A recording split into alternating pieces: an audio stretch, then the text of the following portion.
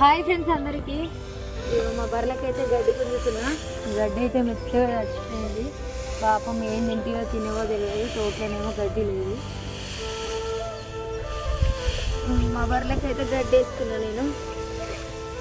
తోటలో నీళ్ళు కట్టడం అయితే తప్పింది, ఎందుకంటే నైట్ ఫుల్ వర్షం పడ్డది.